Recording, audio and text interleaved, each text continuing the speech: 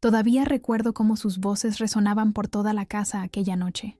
El rostro de mi suegra, doña Mercedes, se retorció de rabia mientras gritaba: «No eres más que una codiciosa. Fuera de aquí». Mi cuñada Isabel estaba a su lado, con una expresión llena de veneno, como si hubiera estado esperando este momento desde siempre. Sentí que el pecho se me oprimía, no por sus insultos, sino porque Alejandro, mi marido, el hombre que una vez juró protegerme, permanecía en silencio junto a ellas. Todo había comenzado durante la cena. La conversación, como siempre en los últimos meses, giró hacia el dinero. Desde que mis padres fallecieron en aquel accidente en la carretera de Valencia, dejándome como única heredera de todo lo que habían conseguido en su pequeña pero exitosa empresa de cerámica, la actitud de la familia de Alejandro había cambiado. Lo que antes eran sonrisas forzadas, se convirtieron en exigencias apenas disimuladas. «Carmela, cariño», había dicho Mercedes esa noche, con esa voz melosa que usaba cuando quería algo. Alejandro nos contó sobre la herencia. 8 millones de euros es muchísimo dinero para una sola persona. En esta familia siempre hemos compartido todo. Me quedé quieta, con la cuchara de gazpacho a medio camino entre el plato y mi boca. Miré a Alejandro, buscando en sus ojos algún indicio de que esto era una broma cruel. Pero él evitó mi mirada, concentrándose en su copa de vino como si contuviera los secretos del universo. «Esos 8 millones son el resultado de toda una vida de sacrificio de mis padres», respondí con calma, aunque por dentro comenzaba a temblar. «Tengo planes para ese dinero, planes que respetan su memoria». Isabel soltó una risita desdeñosa. «¿Planes? ¿Qué planes puede tener una simple profesora de primaria para tanto dinero? Alejandro es quien entiende de finanzas. Él trabaja en un banco, por Dios». Sentí como el calor subía a mis mejillas. 5 años casada con Alejandro y todavía me trataban como si fuera una niña incapaz de tomar decisiones. 5 años sacrificando mis ambiciones, posponiendo mis sueños de abrir mi propia escuela de arte para niños, solo para encajar en esta familia que me miraba desde arriba. «El dinero es mío», dije finalmente, levantando la vista, «y pienso decidir yo qué hacer con él». El silencio que siguió fue como el instante de calma antes de un huracán.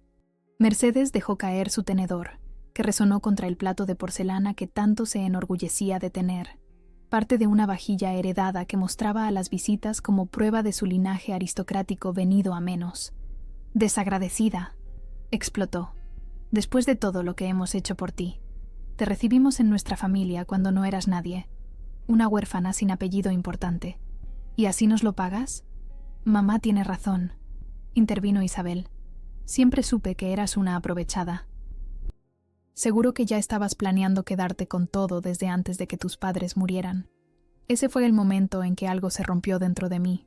Podían insultarme, menospreciarme, pero hablar así de mis padres, insinuar que yo...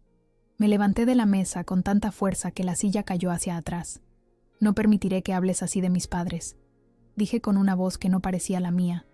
Ellos trabajaron cada día de sus vidas honradamente para construir algo. «¿Qué has construido tú, Isabel, aparte de deudas y escándalos que tu madre tiene que tapar?» El rostro de Isabel se transformó en una máscara de odio. Mercedes se levantó también, señalando hacia la puerta con un dedo tembloroso. «Fuera de mi casa. Ahora mismo». Me giré hacia Alejandro, esperando. ¿Qué? ¿Que me defendiera? ¿Que al menos dijera algo? Pero él simplemente se levantó, evitando mi mirada, y subió las escaleras. Cuando bajó, traía mis maletas, las mismas que habíamos llevado juntos a Tenerife en nuestra luna de miel, ahora llenas apresuradamente con mis pertenencias. Sin decir una palabra, las arrastró hasta la entrada y las lanzó al exterior. El ruido de la cremallera rompiéndose y mis ropas derramándose sobre el camino de piedra del jardín fue como un eco de mi corazón quebrándose. «Alejandro», susurré, incapaz de creer lo que estaba pasando. «¿De verdad vas a permitir esto?» Por un instante vi algo en sus ojos. ¿Duda? ¿Remordimiento? Pero Mercedes puso una mano sobre su hombro e Isabel se colocó al otro lado. Como siempre había sido, él entre ellas y yo fuera del círculo. «Lo siento, Carmela», dijo al fin, con voz monótona, como si recitara líneas aprendidas. «Pero creo que es mejor que te vayas, al menos hasta que recapacites sobre lo de la herencia». Sentí que el aire me faltaba. No era solo el rechazo, la humillación. Era darme cuenta, de golpe, que el hombre con el que me había casado nunca había sido realmente mío. Siempre había pertenecido a ellas. Salí por la puerta con la dignidad que pude reunir. Alcancé a escuchar a Mercedes decir: «Ha mostrado su verdadera cara, hijo. Siempre te lo advertí». Y luego, el sonido de la puerta cerrándose con fuerza, dejándome sola en la noche madrileña, bajo un cielo sin estrellas, ocultas por la contaminación lumínica de la ciudad que nunca duerme. Me quedé inmóvil un momento, mis ojos fijos en aquella puerta de madera tallada que tantas veces había cruzado pensando que entraba en un hogar. Ahora veía la verdad. Nunca había sido mi hogar, solo un escenario donde había interpretado el papel que ellos querían ver. Arrastré mis maletas por la calle Serrano, mientras las lágrimas empañaban las luces de las tiendas de lujo que ahora estaban cerradas. Cada paso que daba me alejaba de 5 años de mi vida, 5 años entregados a una mentira. El viento frío de noviembre se colaba entre mi ropa, pero el frío que sentía por dentro era mucho más profundo. Madrid de noche tiene algo especial, una energía que nunca se apaga. Pero esa noche, mientras caminaba sin rumbo, solo sentía soledad. Los pocos transeúntes me miraban de reojo. Una mujer de 32 años arrastrando maletas rotas, con el maquillaje corrido y el pelo revuelto. Debía parecer una loca o una indigente. Mi teléfono no dejaba de vibrar en el bolsillo de mi abrigo. Mensajes de Lucía, mi mejor amiga, de algunas compañeras del colegio donde daba clases, incluso de mi primo Miguel, el único familiar que me quedaba, aunque vivía en Barcelona y apenas nos veíamos. Seguramente Alejandro les había escrito, contando alguna versión retorcida de lo sucedido, pintándome como la villana de la historia. O quizás estaban preocupados porque ya era medianoche y yo no aparecía. No podía contestar. No tenía fuerzas para explicar lo que ni yo misma terminaba de asimilar. Me detuve frente a un escaparate. Entre maniquíes con ropa que nunca podría permitirme con mi sueldo de maestra, vi mi reflejo. Una mujer rota, los ojos hinchados, el labio inferior temblando como cuando era niña, y me caía en el patio del colegio. Pero también vi algo más, algo que me recordó a mi madre. «Tienes mis ojos, Carmela», solía decirme ella. «Ojos que han visto lo duro que es este mundo, pero que nunca dejan de buscar la belleza». Mi madre, Sofía, que había empezado vendiendo sus cerámicas en un pequeño puesto del Rastro y terminó creando una empresa que exportaba a toda Europa. Mi padre, Antonio, que dejó su trabajo como contable para apoyar el sueño de mamá, llevando las cuentas de un negocio que creció más de lo que nadie esperaba. Los dos, trabajando codo con codo, construyendo algo juntos, algo que ahora querían arrebatarme. Recordé sus palabras, las últimas que me dijo mi madre antes de aquel viaje fatal. «Nunca permitas que nadie te haga sentir pequeña, hija. El mundo intentará doblegarte, pero tú eres como mis mejores piezas de cerámica. Pasaste por el fuego y saliste más fuerte». Seguí caminando, esta vez con un rumbo en mente. Giré en la calle Goya y tomé un taxi que me llevó hasta el barrio de Lavapiés. Allí, en una calle estrecha llena de bares y pequeñas galerías, estaba el apartamento que mis padres habían comprado años atrás como inversión y que yo nunca había querido vender, a pesar de las insistencias de Alejandro. «Es un barrio de inmigrantes», decía él con ese tono condescendiente que ahora reconocía también. «No es lugar para una propiedad decente». Pero yo amaba Lavapiés, con su mezcla de culturas, sus olores a especias y sus paredes llenas de arte urbano. Durante mis años de universidad había vivido allí, antes de conocer a Alejandro, antes de que él me convenciera de que debía mejorar y mudarme al piso de su familia en el elegante barrio de Salamanca. El apartamento estaba en un 3er piso sin ascensor. Subí las escaleras despacio, arrastrando mis maletas rotas, dejando un rastro de ropa que ya no me molesté en recoger. No había estado allí en meses. Lo mantenía alquilado a una pareja de estudiantes marroquíes, Fátima y Karim, pero sabía que se habían marchado hace poco para volver a Tánger. Abrí la puerta con la llave que siempre llevaba conmigo, como un talismán, un recordatorio silencioso de que tenía un lugar propio al que volver. El apartamento estaba limpio pero vacío, con ese olor peculiar de los espacios cerrados durante mucho tiempo. Encendí la luz y dejé caer mis maletas en medio de la sala. Me dirigí al baño y me miré de nuevo en el espejo, esta vez con más calma. Mi reflejo me devolvió la imagen de una desconocida. ¿Quién era esta mujer? Ya no reconocía a la Carmela que había sido antes de conocer a Alejandro. La chica independiente que pintaba en sus ratos libres, que soñaba con abrir su propia escuela de arte, que viajaba con una mochila y dormía en hostales. Durante años había interpretado el papel que ellos esperaban. La esposa perfecta, la nuera complaciente, la cuñada que aguantaba las pullas de Isabel con una sonrisa. Había renunciado a mi forma de vestir. Esos colores son demasiado llamativos, cariño. A mis amigos, esa Lucía es una mala influencia, siempre hablando de feminismo. Incluso a mi manera de hablar. No digas guay, suena vulgar. Me lavé la cara con agua fría, borrando los restos de maquillaje y lágrimas. Me quité los pendientes de perlas que Mercedes me había regalado. Una señora debe tener buenas joyas. El vestido sobrio que Isabel había elegido para mí. Ese estilo bohemio ya no te queda, cuñadita. Y los zapatos de tacón que me hacían daño, pero que Alejandro insistía en que llevara. Una mujer bajita como tú necesita ganar altura. Envolví mi cuerpo desnudo en una toalla y volví a la sala. En un rincón, bajo una tabla suelta que nadie conocía excepto yo, estaba la caja donde guardaba mi secreto. La abrí con dedos temblorosos y saqué los documentos que confirmaban lo que ellos nunca habían sospechado. Los certificados de acciones, los títulos de propiedad, los contratos firmados bajo el nombre de mi empresa fantasma, Ojos de Fuego Cele, un homenaje a las palabras de mi madre. Porque lo que Alejandro y su familia nunca supieron era que yo no era solo la hija de unos ceramistas exitosos que me habían dejado una buena herencia. Era una mujer que había aprendido el valor del dinero y la independencia desde pequeña, viendo a mis padres luchar. Una mujer que había estudiado economía antes de decidirse por la enseñanza y que sabía exactamente cómo hacer crecer un capital. Los 8 millones de euros no estaban en una cuenta bancaria, esperando a ser repartidos como ellos pretendían. Estaban trabajando, multiplicándose, convirtiéndose en un imperio silencioso que yo manejaba en la sombra. Propiedades en varias ciudades españolas, participaciones en empresas emergentes y, sobre todo, un paquete de acciones que me convertía en la accionista mayoritaria del Banco Hispania, donde Alejandro era un simple director de sucursal, orgulloso de su pequeña parcela de poder, ignorante de quién movía realmente los hilos. Una sonrisa se dibujó en mi rostro mientras repasaba los documentos a la luz tenue de la lámpara. No era una sonrisa de alegría, sino de determinación. Durante años había callado.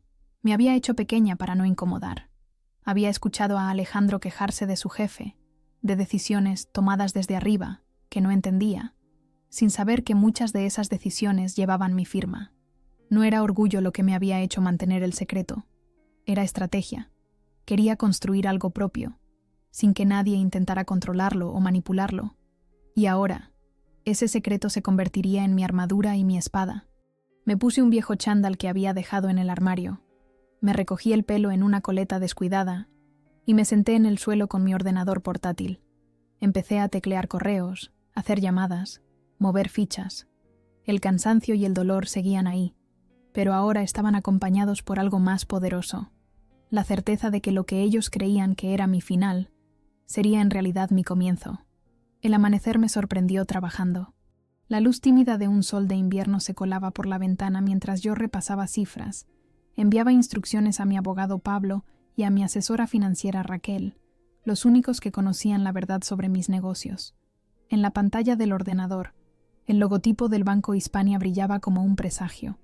Pensé en Alejandro, probablemente aún dormido en nuestra cama, o quizás ya despierto preparándose para ir al trabajo, sin imaginar lo que le esperaba. Hacía años que había aprendido a vivir con esta dualidad. Por un lado, Carmela Vega, la sencilla profesora de primaria del Colegio San Isidro, la que enseñaba a niños de 8 años a dibujar y a leer, la que llevaba tuppers preparados por su suegra a la sala de profesores. Por otro lado, Carmen Vega Martínez, la empresaria discreta que había multiplicado por 5 la herencia de sus padres, la que tenía participaciones en media docena de empresas tecnológicas, la que había comprado lentamente acciones del Banco Hispania hasta convertirse en su principal accionista. Todo comenzó como un juego, casi. Después de la muerte de mis padres, Cuando recibí aquella suma que me pareció astronómica, no sabía qué hacer con tanto dinero. Alejandro insistía en que lo invirtiéramos en la constructora de un amigo suyo o en el negocio de importación de su cuñado. Pero yo recordaba las lecciones de mi padre. Nunca pongas todos tus huevos en la misma cesta, Carmelita, y sobre todo, nunca confíes tu dinero a quien no ha demostrado saber cuidar el suyo propio. Así que comencé a invertir por mi cuenta, en secreto. Al principio eran pequeñas sumas, colocadas aquí y allá. Leía todo lo que caía en mis manos sobre finanzas, economía, mercados. Aprendí de mis errores, que fueron muchos al principio, pero poco a poco empecé a tener éxito. Una inversión afortunada en una startup de energía solar me dio la confianza para seguir adelante. Luego vino la compra de un edificio en Valencia, que multipliqué su valor cuando el barrio se puso de moda. Y así, paso a paso, fui construyendo mi pequeño imperio. La idea de invertir en el Banco Hispania surgió de manera casual. Un día, hojeando los papeles que Alejandro había dejado sobre la mesa, vi un informe interno que mostraba lo infravaloradas que estaban las acciones del banco. Era una oportunidad perfecta. Compré mi primer paquete de acciones al día siguiente, y no paré hasta convertirme en la accionista mayoritaria, operando siempre a través de Ojos de Fuego S.L., mi sociedad anónima. Me levanté del suelo, donde había pasado la noche entre papeles y el ordenador. Mis músculos protestaron, tensos por la postura y el estrés. Me duché con agua caliente, dejando que el chorro golpeara mi nuca, aliviando algo de la tensión acumulada. Mientras el agua corría por mi cuerpo, tomé una decisión. Era hora de que Carmela y Carmen se convirtieran en una sola persona. Busqué en el fondo del armario, donde guardaba las pocas prendas que había logrado salvar de la renovación de armario, que Mercedes e Isabel habían insistido en hacerme. Encontré unos pantalones negros de corte recto, una blusa roja de seda que siempre me había encantado, pero que Alejandro consideraba demasiado llamativa, y una americana estructurada que había comprado en uno de mis viajes secretos a Barcelona, cuando supuestamente iba a un curso de formación para profesores. Me maquillé con decisión, delineando mis ojos con un trazo firme y pintando mis labios de rojo. Me miré al espejo, y por primera vez en años reconocí a la mujer que me devolvía la mirada.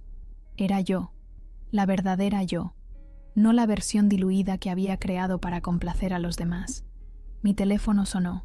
Era Lucía, preocupada porque no había respondido a sus mensajes. Le conté brevemente lo sucedido, omitiendo la parte de mis inversiones secretas. No porque no confiara en ella, sino porque quería ver la cara de Alejandro cuando descubriera la verdad. «Voy para allá ahora mismo», dijo Lucía con esa lealtad feroz que siempre había tenido hacia mí. «No, amiga», le respondí. «Tengo algo importante que hacer primero. Pero gracias. Te llamaré más tarde y te contaré todo, lo prometo».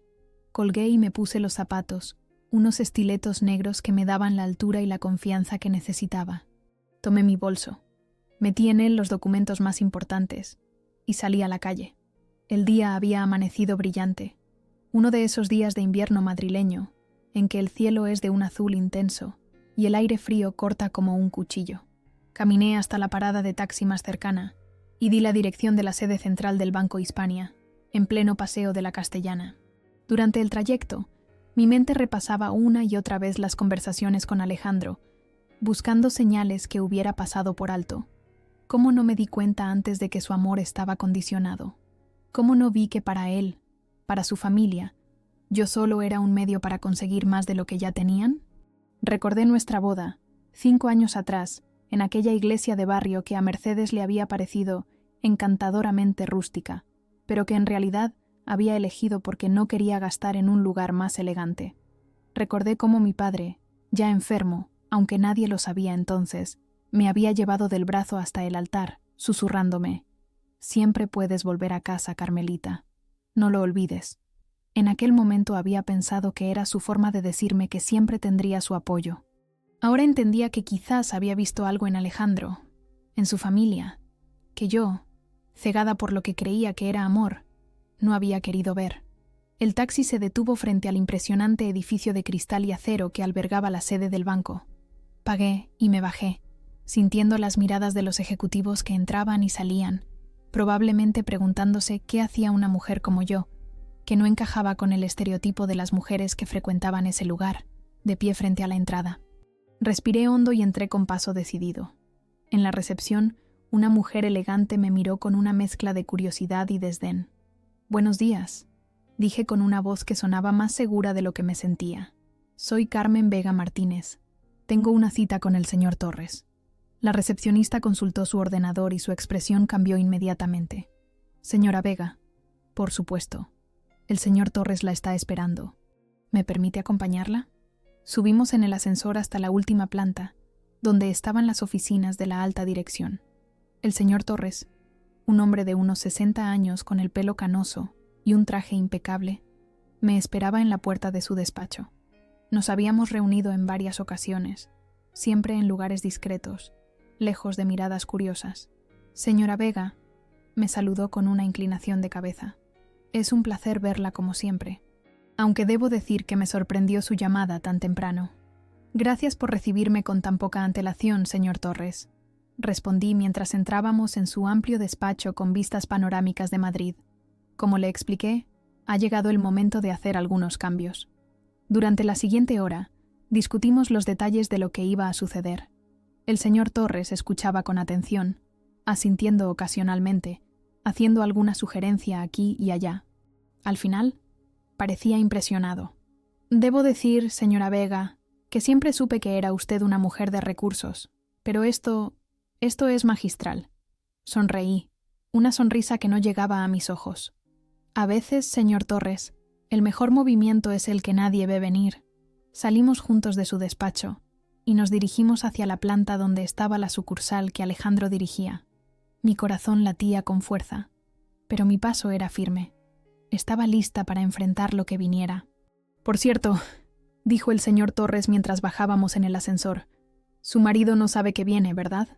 «No», respondí, mirando cómo los números del ascensor descendían. «No tiene ni idea». Las puertas se abrieron y entramos en un espacio diáfano lleno de escritorios donde decenas de empleados trabajaban. Pude ver a Alejandro al fondo, de pie junto a su mesa, revisando unos documentos con el ceño fruncido. No me había visto aún.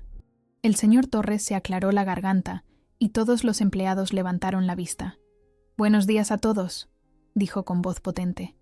«Me gustaría presentarles a alguien muy importante para esta entidad. La señora Carmen Vega Martínez, nuestra accionista mayoritaria». Un murmullo recorrió la sala. Vi cómo Alejandro levantaba la cabeza bruscamente, cómo sus ojos se abrían con incredulidad al reconocerme, cómo el color abandonaba su rostro. Nuestras miradas se encontraron a través de la sala, y por primera vez en mucho tiempo, sentí que tenía el control. «Buenos días», dije, mi voz clara resonando en el repentino silencio. «Estoy aquí para anunciar algunos cambios que afectarán a esta sucursal, cambios que confío serán para mejor». Comencé a caminar hacia el despacho de Alejandro, consciente de todas las miradas fijas en mí, especialmente la suya, que parecía no dar crédito a lo que estaba viendo. El poder que sentía en ese momento no era solo por mi posición en el banco, sino por haber recuperado mi voz, mi identidad, mi verdad. El rostro de Alejandro era un poema mientras me acercaba a su despacho, seguida por el señor Torres. Sus ojos iban de mi ropa a mi actitud, como si no pudiera reconciliar a esta mujer segura de sí misma con la esposa sumisa que había dejado la noche anterior en la calle. «Carmela», murmuró cuando estuve frente a él, con una mezcla de confusión y temor en su voz. ¿Qué significa esto?» «Carmen», le corregí con calma. «Carmen Vega Martínez, y significa exactamente lo que has oído. Soy la accionista mayoritaria de este banco». Sus compañeros nos observaban sin disimulo. Vi a Marta, su secretaria, que siempre había sido amable conmigo en las pocas veces que había visitado la oficina, cubriéndose la boca con la mano para ocultar su asombro. Vi a Rodrigo, el subdirector que siempre me había tratado con cierto desdén, pálido como un fantasma. «Imposible», dijo Alejandro, recuperando algo de compostura. «Es una broma, ¿verdad? ¿Qué estás haciendo aquí vestida así? Por Dios, Carmela, ¿qué va a pensar la gente?»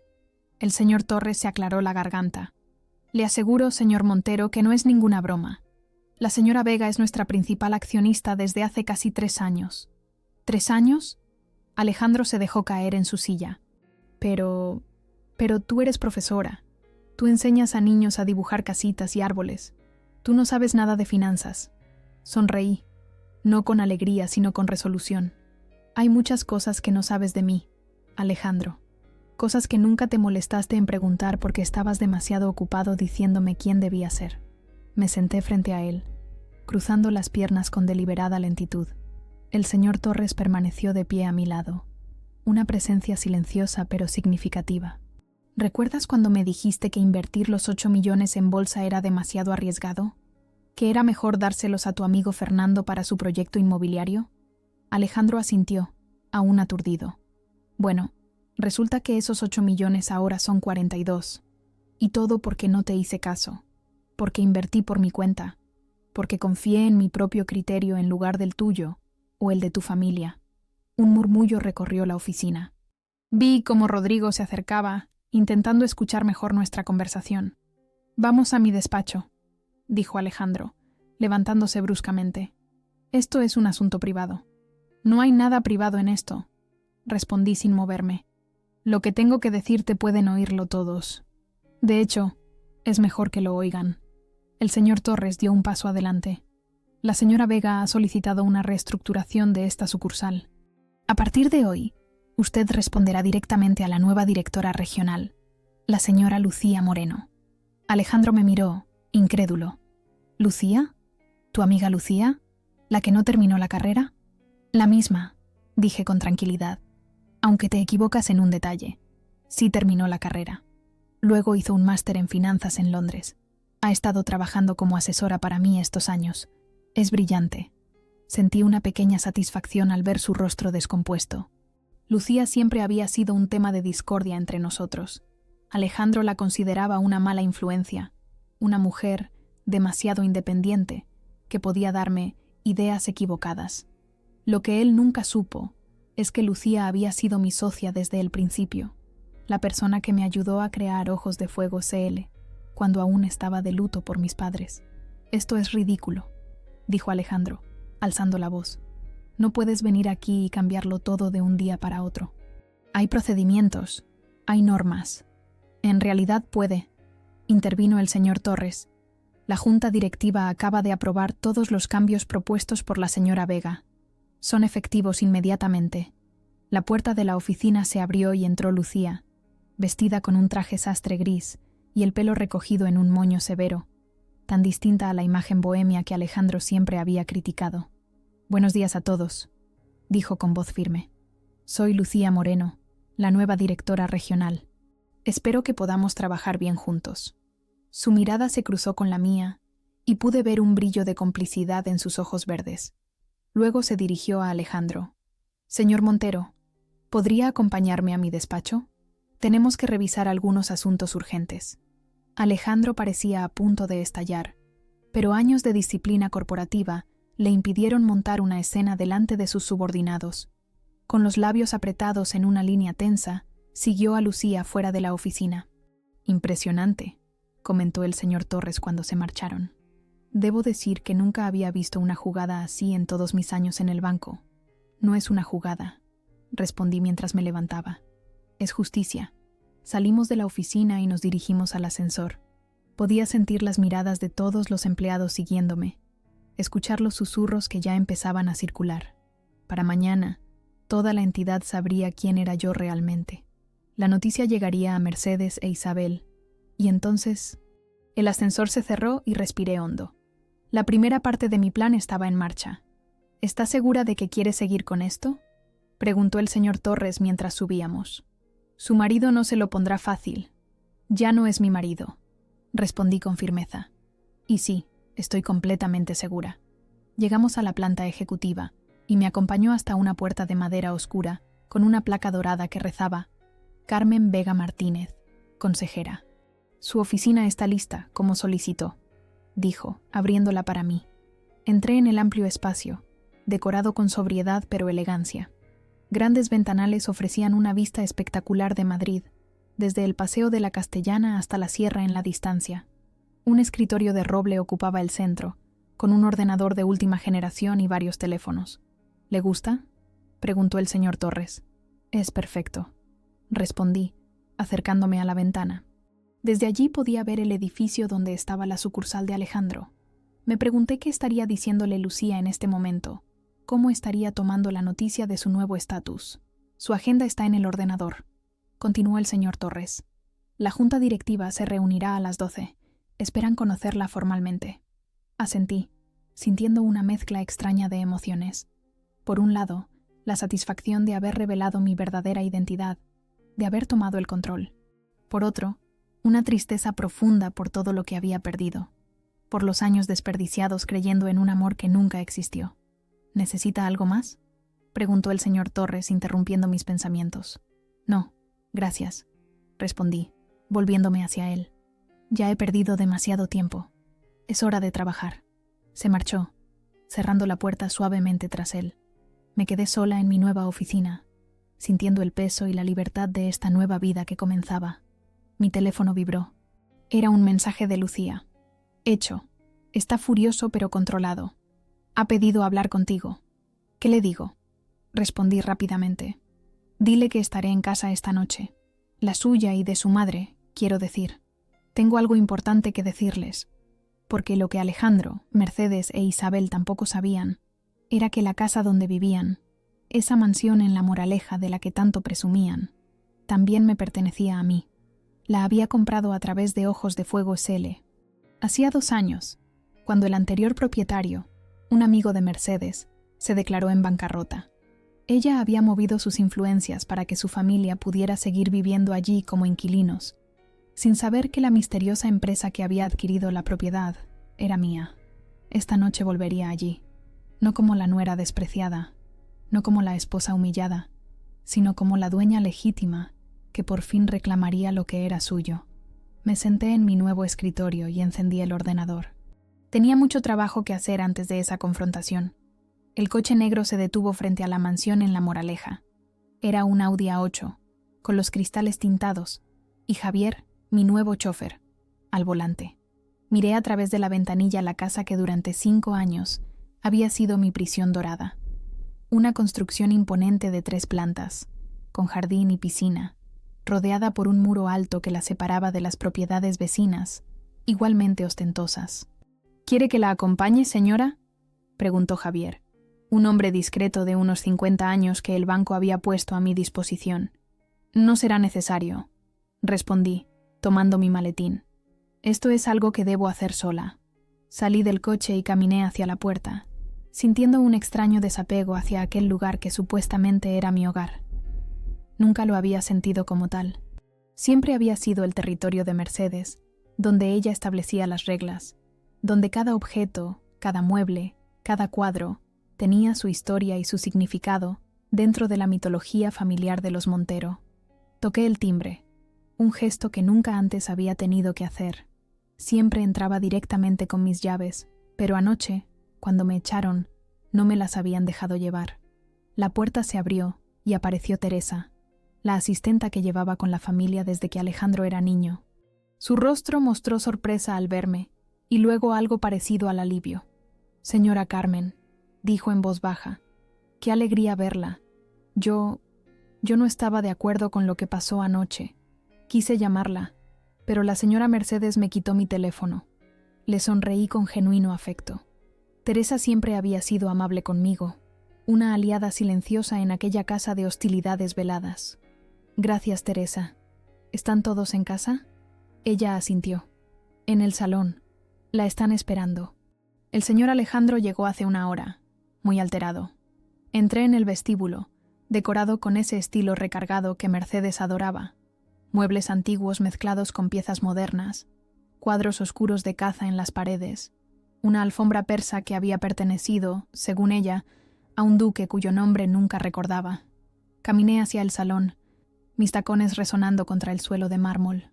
Cuando entré, los 3 estaban allí. Mercedes en su sillón favorito, Isabel en el sofá junto a la ventana, y Alejandro de pie junto a la chimenea, con un vaso de whisky en la mano. Los 3 se giraron para mirarme, con expresiones que iban desde la incredulidad hasta la furia. «Buenas noches», dije con calma. Mercedes fue la primera en hablar, con esa voz que podía cortar el cristal. ¿Cómo te atreves a venir aquí después de lo de anoche? ¿Y qué es esa absurda historia que nos ha contado Alejandro? Me quité el abrigo y lo dejé sobre una silla. Un gesto deliberadamente casual que sabía que irritaría a Mercedes, siempre tan obsesionada con que los abrigos se colgaran en el vestíbulo. No es ninguna historia absurda, respondí. Es la verdad. Soy la accionista mayoritaria del banco donde trabaja Alejandro. O debería decir, donde trabajaba. ¡Es mentira!, explotó Isabel levantándose. Tú no puedes ser eso. Tú eres profesora, por Dios. Apenas sabes sumar. Sonreí. Qué curioso que pienses eso, Isabel. ¿Tampoco me conoces después de 5 años? ¿O es que simplemente nunca te has molestado en ver más allá de tus prejuicios? Alejandro dio un paso adelante. Había algo distinto en su mirada. Una mezcla de rabia y algo más. ¿Miedo? ¿Respeto? Es cierto, mamá, dijo con voz tensa. Me han apartado hoy mismo de mi puesto. Me han degradado a simple asesor. Y Lucía, la amiga de Carmela, es ahora mi jefa directa. Mercedes se llevó una mano al pecho, como si le faltara el aire. Eso es imposible. Tiene que haber algún error. Tú eres un Montero. Tu abuelo fue uno de los fundadores de ese banco. Y sin embargo, intervine. Ahora yo controlo más acciones que toda la familia Montero junta. Irónico, ¿verdad? Pero los 8 millones, balbuceó Isabel. Esos 8 millones son ahora más de 40, expliqué, sentándome en el sofá frente a ella. Y no están en una cuenta corriente esperando a que vengáis a por ellos. Están invertidos, trabajando, generando más riqueza cada día. El silencio que siguió fue denso, cargado de emociones contradictorias. Podía ver cómo sus mentes procesaban esta nueva realidad, cómo intentaban reconciliar a la Carmela que creían conocer con la mujer que tenían delante ahora.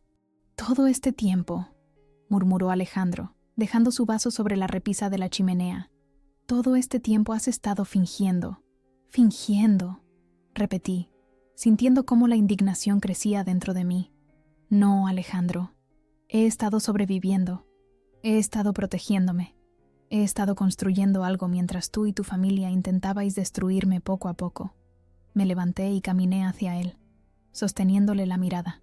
¿Cuántas veces me dijiste que no tenía criterio para los negocios? ¿Cuántas veces te burlaste de mis ideas? ¿Cuántas veces me hiciste sentir pequeña, insignificante, incapaz? Yo nunca... Sí, lo hiciste, le corté. Todos lo hicisteis. Cada día, con cada comentario, con cada mirada de desdén. Carmela, ese color no te favorece. Carmela, esa opinión es ridícula. Carmela, deja que los hombres hablen de negocios.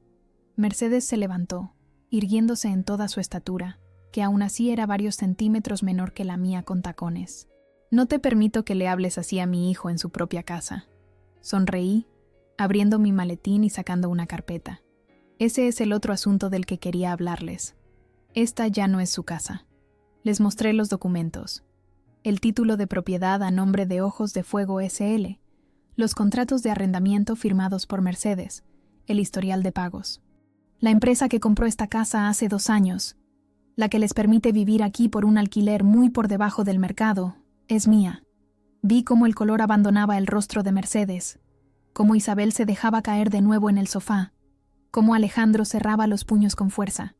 «No puedes echarnos», dijo Mercedes con la voz temblorosa. «No te atreverías». «¿No?», respondí, guardando los documentos. «¿Como ustedes no se atrevieron a echarme anoche? Como tú no te atreviste a tirar mis maletas a la calle, Alejandro. Como ustedes no se atrevieron a humillarme y tratarme como si no fuera nada». Alejandro dio un paso hacia mí, su rostro transformado por la ira. «Esto es venganza. Todo esto, has estado planeándolo desde el principio». «No», respondí con calma. «No es venganza. Es justicia. Y no lo planeé. Simplemente me protegí, como me enseñaron mis padres. Construí algo propio, algo que nadie pudiera arrebatarme. Y resultó ser mucho más grande de lo que imaginaba». Mercedes se acercó entonces, cambiando completamente su actitud. De repente, su voz era melosa, suplicante. «Carmela, cariño, hemos sido una familia durante 5 años. Seguro que podemos arreglar esto. Ha sido un malentendido, nada más. Estábamos preocupados por ti, por ese dinero. No, la interrumpí. No intentes manipularme ahora, Mercedes. Ya no funciona. No estabais preocupados por mí. Estabais preocupados por vosotros mismos, por lo que podíais sacar de mí. Isabel se levantó también, con lágrimas en los ojos. Lágrimas falsas, pensé, recordando todas las veces que la había visto llorar para conseguir lo que quería. Piensa en lo que dirá la gente, dijo con voz entrecortada. El escándalo, la vergüenza. ¿La vergüenza? Repetí incrédula. ¿Te preocupa más lo que diga la gente que el daño que me habéis hecho? Típico de ti, Isabel. Me volví hacia Alejandro, que me miraba como si fuera una desconocida. Quizás lo era. Quizás nunca me había conocido realmente. Quiero el divorcio, dije simplemente. Y quiero que los tres dejéis esta casa en una semana. No puedes hacer esto, gruñó él, dando un paso hacia mí con gesto amenazador. No retrocedí. Puedo, y lo haré. Y si intentas algo, Alejandro, recuerda que ahora tengo más poder del que imaginas. Un movimiento a mi izquierda captó mi atención. Mercedes se había acercado a un pequeño secreter donde guardaba sus cosas personales y había sacado un sobre. Muy bien, dijo con voz fría, extendiendo el sobre hacia mí. Si es así como quieres jugar, adelante. Pero deberías saber que nosotros también tenemos nuestras cartas. Tomé el sobre y lo abrí. Dentro había fotografías. Alejandro con otra mujer. Fotos tomadas claramente por un detective privado, en hoteles, restaurantes, entrando y saliendo de un apartamento. ¿Crees que esto me importa ahora?, pregunté, devolviéndole las fotos. ¿Crees que me duele descubrir que me ha sido infiel? Lo único que siento es alivio por poder librarme de él definitivamente. La expresión de Mercedes cambió. Había esperado verme destrozada, humillada una vez más. En cambio, me mantenía firme, indiferente al último intento de hacerme daño. Se acabó, dije, recogiendo mi abrigo. Tienen una semana. Después, cambiaré las cerraduras. Caminé hacia la puerta, sintiendo sus miradas clavadas en mi espalda. Antes de salir, me giré una última vez. Y por cierto, quiero todas mis cosas tal como estaban. Si falta algo, lo descontaré de la indemnización que estoy considerando darles para que encuentren otro lugar donde vivir. Salí de la casa sin esperar respuesta, sintiendo cómo el aire frío de la noche me recibía. Javier seguía esperando junto al coche. Me abrió la puerta y entré, dejándome caer en el asiento trasero con un suspiro profundo. ¿Todo bien, señora?, preguntó con discreción. Sí, Javier, respondí, mientras el coche se ponía en marcha. Todo está perfectamente bien ahora. Miré por la ventanilla cómo la mansión se alejaba, sintiéndome extrañamente liviana. No era el final, lo sabía. Mercedes e Isabel no se rendirían fácilmente. Alejandro, herido en su orgullo, intentaría algo, pero ya no tenía miedo. Ya no estaba sola. Ya no era vulnerable. Había recuperado mi poder, y esta vez no permitiría que nadie me lo arrebatara. 3 meses después, estaba sentada en la terraza de mi ático en el barrio de Chamberí, observando el atardecer sobre los tejados de Madrid. Era uno de esos días perfectos de primavera, con el cielo teñido de naranja y rosa, y una brisa suave que agitaba las páginas del libro que había dejado abierto sobre la mesa. El sonido de la puerta corredera me hizo girar la cabeza. Lucía salió a la terraza con 2 copas de vino blanco, tendiéndome una mientras se sentaba en la silla a mi lado. Por los nuevos comienzos, brindó, chocando suavemente su copa con la mía. Por los nuevos comienzos, repetí, dando un sorbo al vino fresco. Habían sido 3 meses intensos. El divorcio estaba en marcha, aunque Alejandro intentaba retrasarlo todo lo posible, buscando cualquier resquicio legal para sacar algo más de la situación. Su último intento había sido reclamar parte de mis acciones, alegando que como matrimonio en régimen de gananciales, le correspondía la mitad de lo adquirido durante nuestro matrimonio. Lo que él no sabía es que yo había previsto esa posibilidad años atrás. Todas las adquisiciones importantes las había realizado a través de Ojos de Fuego S.L., constituida 1 mes antes de nuestra boda, y con un acuerdo prematrimonial que él había firmado sin leer, demasiado seguro de que yo no tenía nada que él pudiera querer. ¿Cómo va el proyecto de la escuela?, preguntó Lucía, interrumpiendo mis pensamientos. Sonreí, sintiendo una emoción genuina por primera vez en mucho tiempo. Avanza bien. Hemos encontrado el local perfecto en Malasaña. Es un antiguo taller que tiene mucha luz natural. Los arquitectos dicen que podremos empezar las obras en un mes. La escuela de arte para niños había sido mi sueño desde la universidad. Un lugar donde los pequeños pudieran explorar su creatividad libremente, sin las limitaciones de la educación tradicional. Un espacio inspirado en las enseñanzas de mi madre, que siempre decía que el arte no era un lujo, sino una necesidad. Va a ser un éxito, afirmó Lucía con esa seguridad que siempre había admirado en ella. Los padres harán cola para inscribir a sus hijos.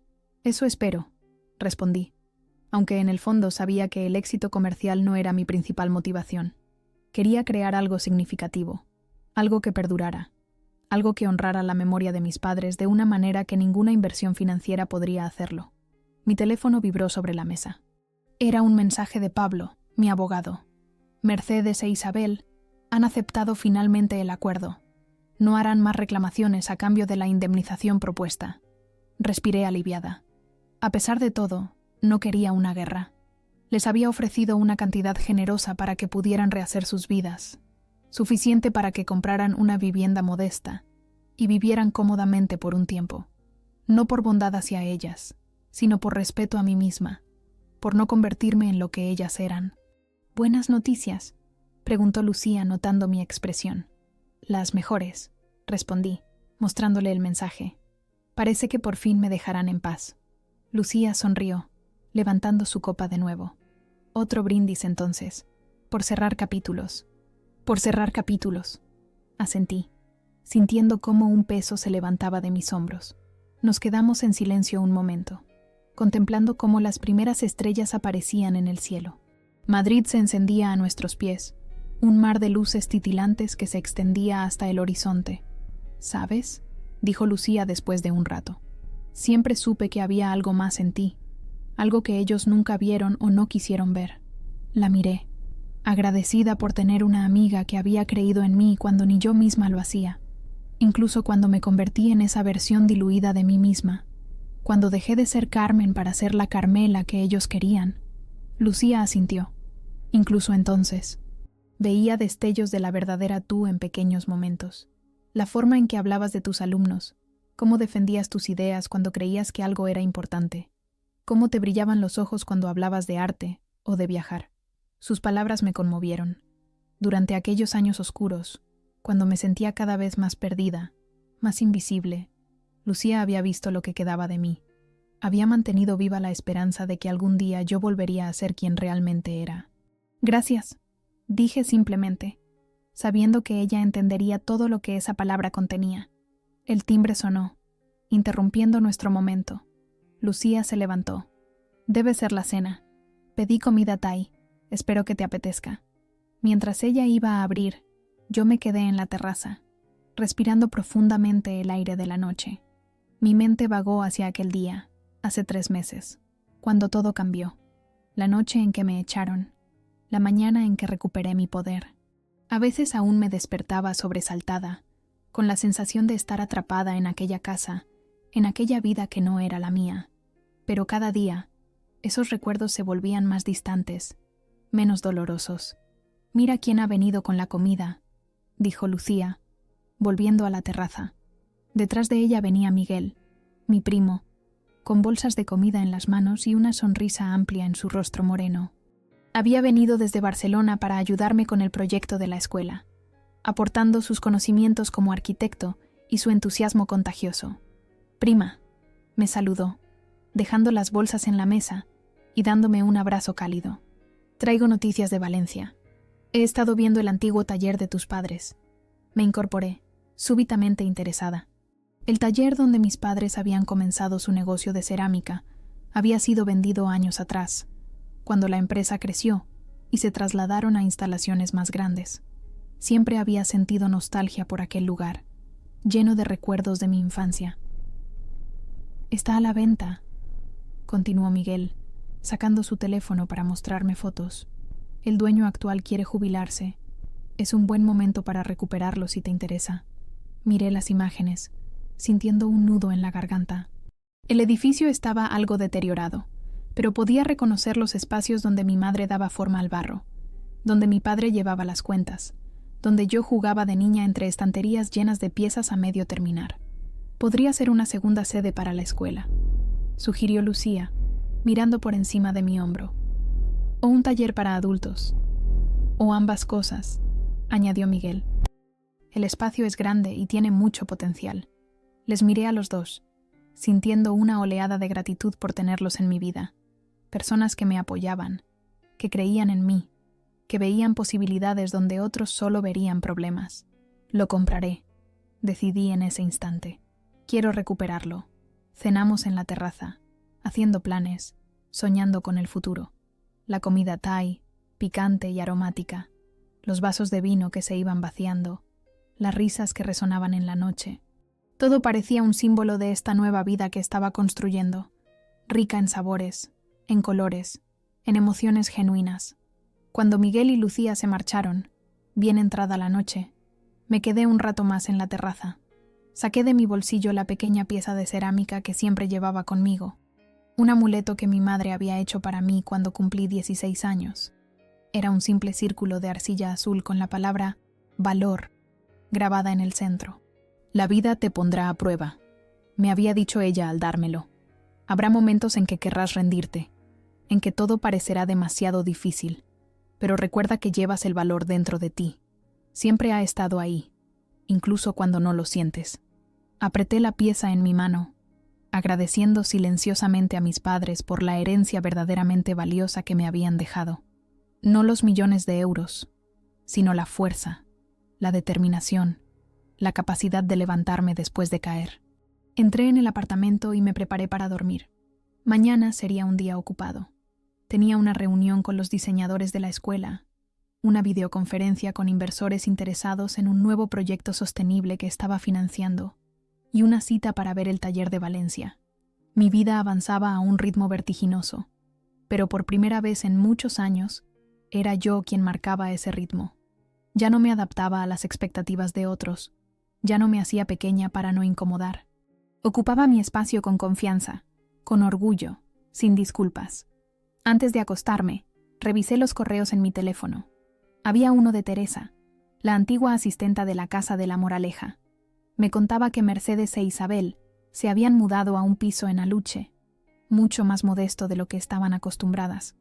Alejandro casi nunca las visitaba, demasiado ocupado tratando de recuperar su posición en el banco, algo que no conseguiría mientras yo tuviera algo que decir al respecto. Teresa me preguntaba si podía trabajar para mí. La respuesta fue un sí inmediato. Siempre había sido amable, siempre me había tratado con respeto. Se merecía una oportunidad, lejos de la amargura de Mercedes.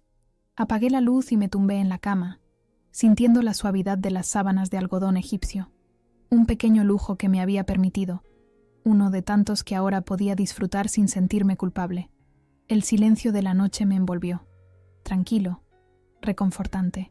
Antes de dormirme, pensé en lo lejos que había llegado desde aquella noche terrible, no solo en términos materiales o profesionales, sino como persona.